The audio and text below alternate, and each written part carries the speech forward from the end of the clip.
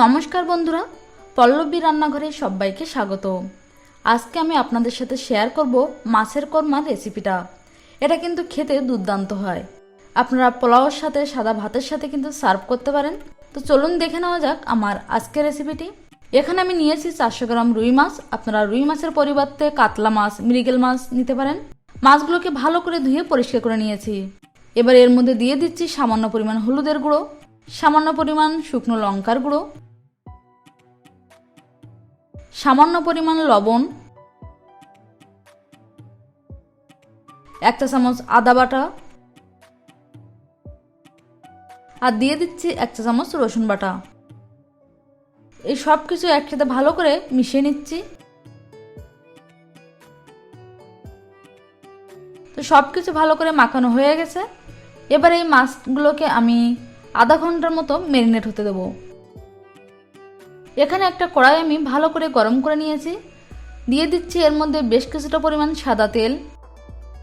তেলটাকে ভালো করে গরম করে নেব। তেল ভালোভাবে গরম হয়ে গেলে দিয়ে দিচ্ছি 2টো স্লাইস করে কেটে রাখা পেঁয়াজ। এবার এই পেঁয়াজগুলোকে হাই ফ্লেমে গোল্ডেন করে ভেজে নেব।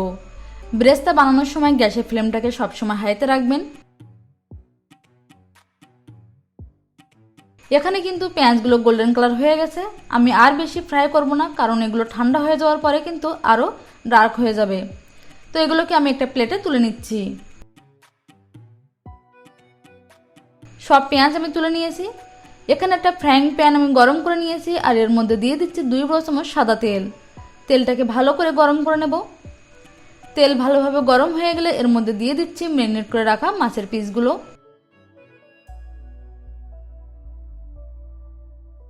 এবার এই মাছগুলোকে আমি মিডিয়াম টু হাই রেখে গোল্ডেন করে ভেজে নেব।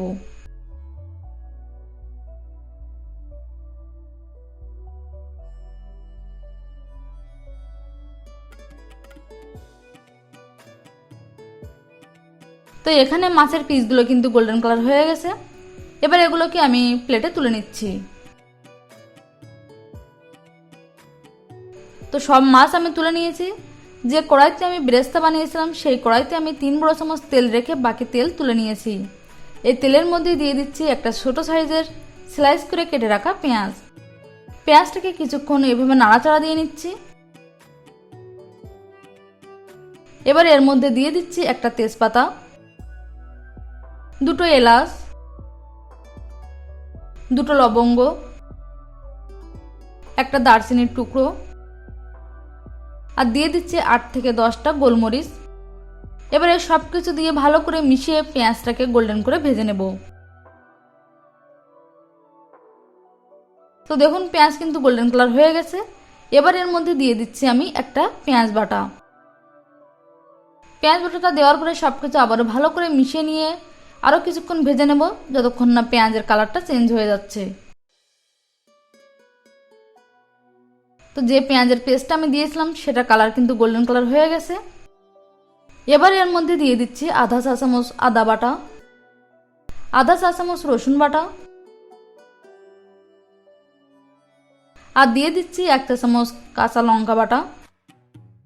এবার এই সব কিছু ভালো করে মিশিয়ে নিয়ে আমি 1 মিনিটের মতো ভেজে নেব, যাতে আদা রসুনের কাঁচা গন্ধটা চলে যায়। তো সব কিছু ভালো করে ভেজে নিয়েছি। এবার আমি গ্যাসের ফ্লেমটাকে লো করে দেব। এর মধ্যেই দিয়ে দিচ্ছি আধা কাপ টক দই। আমি দইটা মিক্সিতে একটু ঘুরিয়ে নিয়েছি। দই দেওয়ার পরে সব কিছু ভালো করে মিশিয়ে নিচ্ছি, আর এভাবে কিন্তু অনবরত মেশাতে থাকতে হবে, তা না হলে কিন্তু দই কেটে যেতে পারে। তো দই দিয়ে সব কিছু ভালো করে মিশিয়ে নিয়েছি। এবার এর মধ্যে দিয়ে দিচ্ছি 2 বড় চামচ আমন্ড আর কিশমিশ বাটা। আমি এখানে আমন্ডের খোসা সহ বেটেছি। আপনারা চাইলে আমন্ডের পরিবর্তে কিন্তু কাজু বাদাম বাটাও দিতে পারেন। এখানে আমন্ড আর কিশমিশ আমি 1 ঘন্টা গরম জলে ভিজিয়ে রেখেছিলাম, তারপরে আমি পেস্ট বানিয়ে নিয়েছি। সব কিছু আবারও ভালো করে মিশিয়ে নিচ্ছি। এবার এই মশলাটাকে ভালো করে কিন্তু কষিয়ে নিতে হবে। মশলা ভালোভাবে কষানোর জন্য দিয়ে দিচ্ছি সামান্য পরিমাণ জল। জল দিয়ে মশলাটাকে ভালো করে মিশিয়ে নিচ্ছি।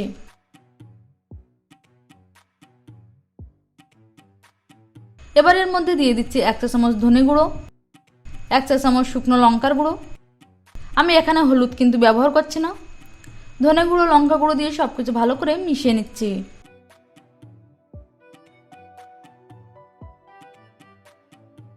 মশলাটাকে ভালো করে মিশিয়ে নিয়েছি। এবার এটাকে ঢাকা দিয়ে লো ফ্লেমে হতে দেব যতক্ষণ না মশলা থেকে তেল ছেড়ে দিচ্ছে। 2-3 মিনিট লো ফ্লেমে হতে দিয়ে আমি ঢাকনাটা খুলে দিচ্ছি আর সব কিছু ভালো করে মিশিয়ে নিচ্ছি। তো দেখুন মশলা কিন্তু ভালোভাবে কষানো হয়ে গেছে। মশলার মধ্যে দেখুন ছোট ছোট বাবলস ক্রিয়েট হয়েছে আর সাইড দিয়ে কিন্তু তেলও ছেড়ে দিয়েছে, কড়াইয়ের গাও কিন্তু ছেড়ে দিয়েছে। এবার এর মধ্যে দিয়ে দিচ্ছি 1 কাপ পরিমাণ জল। আপনার জলের পরিবর্তে দুধও কিন্তু ব্যবহার করতে পারেন। জল দিয়ে মশলাটাকে ভালো করে মিশিয়ে নিচ্ছি।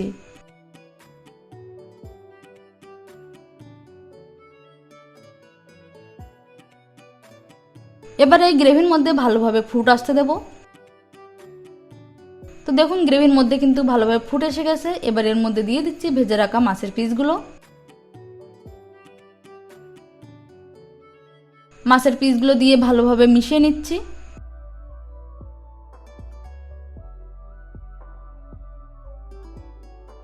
এবার এর মধ্যে দিয়ে দিচ্ছি বেরেস্তা, আধা চা চামচ গরম মশলার গুঁড়ো আর দিয়ে দিচ্ছি 1 চা চামচ ঘি। এবার মাছগুলোকে এভাবে উল্টে দিচ্ছি আর ঘি, গরম মশলার বেরেস্তা কিন্তু ভালো করে মিশিয়ে নিচ্ছি।